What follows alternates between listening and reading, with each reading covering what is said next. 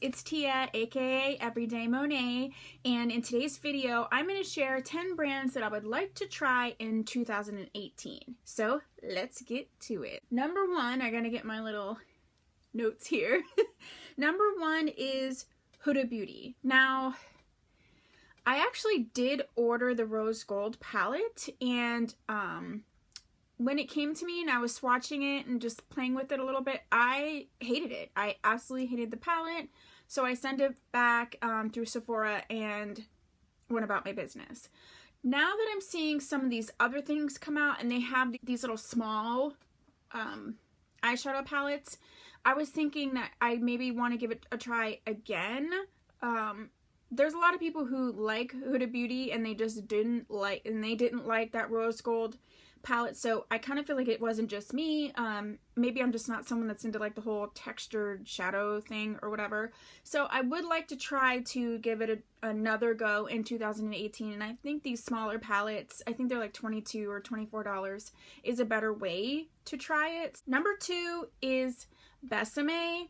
And I got interested in Besame Cosmetics through Emily Noel 83, and she was going over some of the different lipsticks.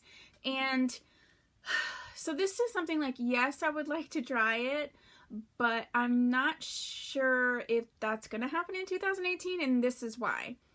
One of the reasons I don't and haven't tried it is because I'm not huge on dark lipstick, and obviously most of the lipstick are red shades, so therefore it's hard to not have a dark lipstick if most of your shades are red.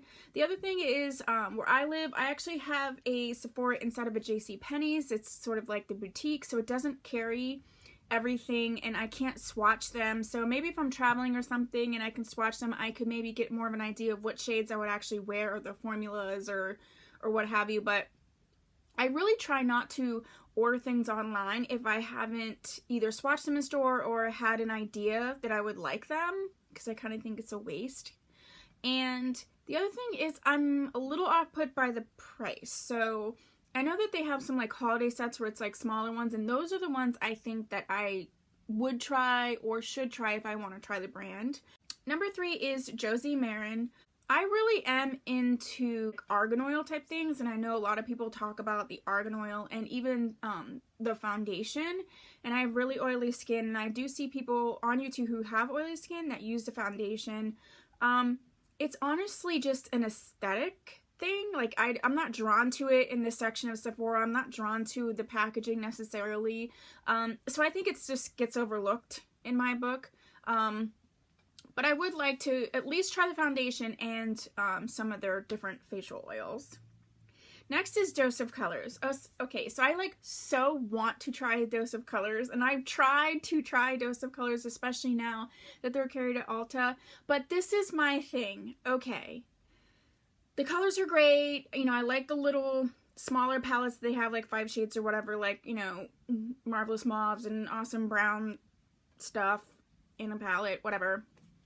But my thing is their prices, like for their packaging, and I just am so turned off with the price. So I feel like they either need to, in my mind, lower the price, or they need to up the packaging one way or another, because I kind of get it. It's like sort of in that, you know, pure cosmetics range in terms of pricing, where Pure isn't quite like, you know, an Urban Decay or something, although their quality is awesome, so side note, try that. But so their pricing is a little, you know, down, but they look kind of more like, I can't even think of someone that they remind me of. Maybe like a cross between Wet n Wild and NYX. I don't know what it is, I can't pinpoint it, but I just feel like the packaging needs to change or the price needs to change. I do want to try it, so I might just do the whole, like, I have a coupon, so this is what I'm going to buy, but we'll see. The next one is Pixi Beauty.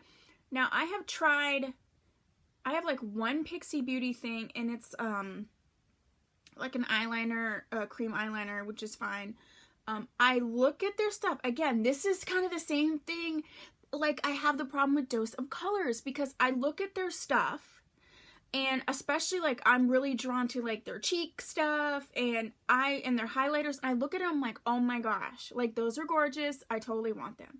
But then I look at the packaging versus the price and I'm like, ugh, like, no, either, and you're Target, like, either step up the packaging because it's like kind of cheap, or dial down the price, one or the other. It's like, that bothers the crap out of me. Obviously, that's my pet peeve.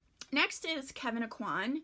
Now, if you can see right here in the frame, I actually have a book that was done by Kevyn Aucoin. It's called The Art of Makeup. It was the first, makeup related book I got. Like, that book legit was $100, and I was young. I mean, I was probably 16 or 17 when I got that.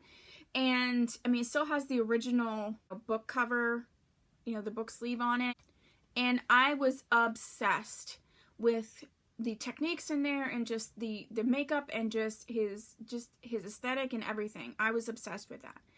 And then when I realized that he had a makeup brand, I don't know, like, I'm not drawn to it, which is weird. Now, the only things I have been drawn to are like those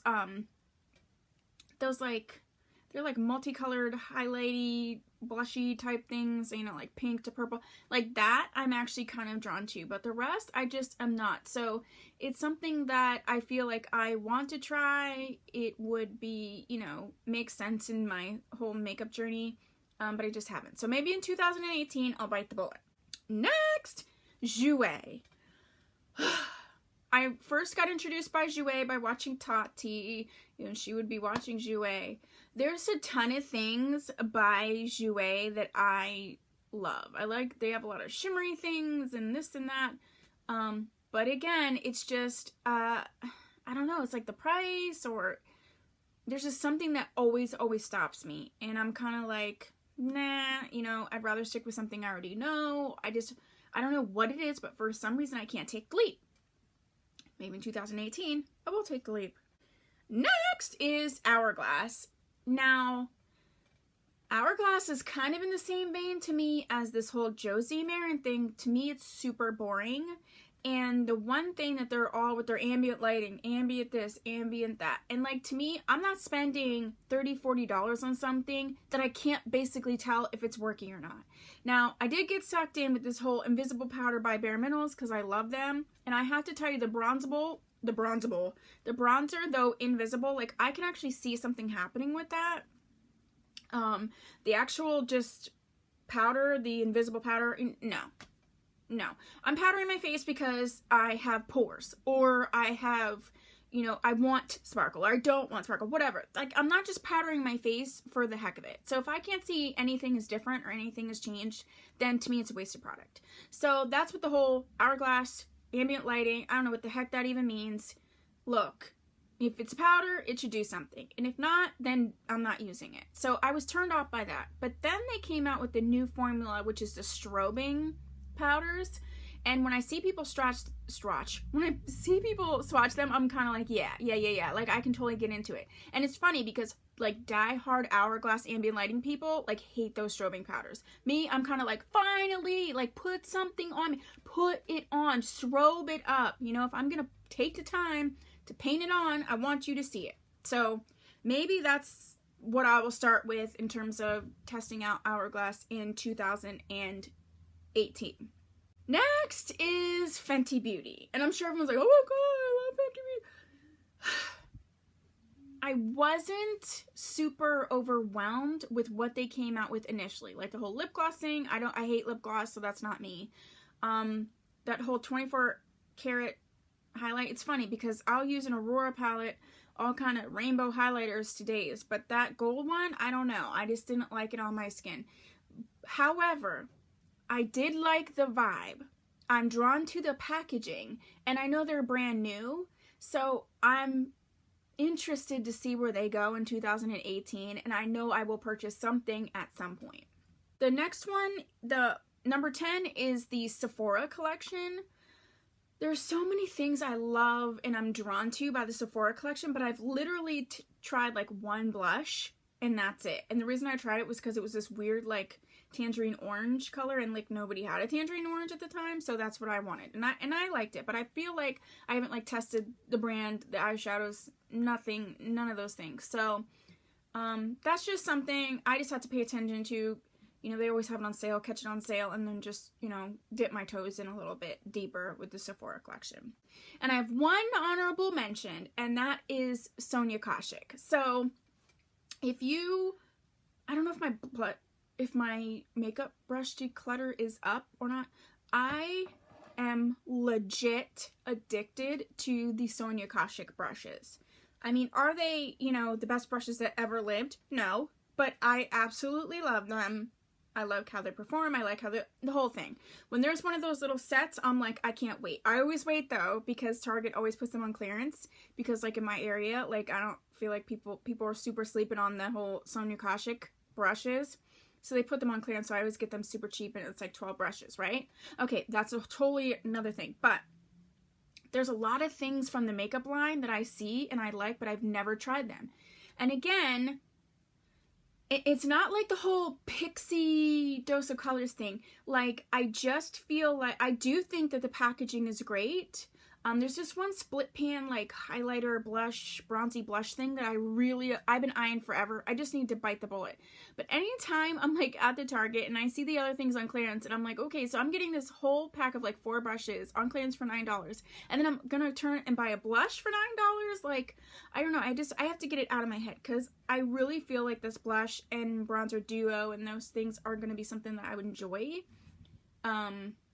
But it's just, you know, it's higher priced for, you know, drugstore. And I just need to get over it, because I love her stuff. So, you know, quit screwing around. Just get one thing. If you don't like it, fine. Just do it, right? Right. All right. So those are my top 10 plus a bonus brands that I would like to try in 2018. So please let me know below, what do you want to try in 2018? Or have you tried some of the brands I mentioned, and like, can you give me a recommendation? So I don't come up here all sassy like, what's up, Dose of Colors, you know? So I'd love to have you become one of my little Monets and subscribe, so you can hit that subscribe button. If you like these types of video, hit the like button, and hopefully I'll see you next time. Have a super awesome day. See you later. Bye.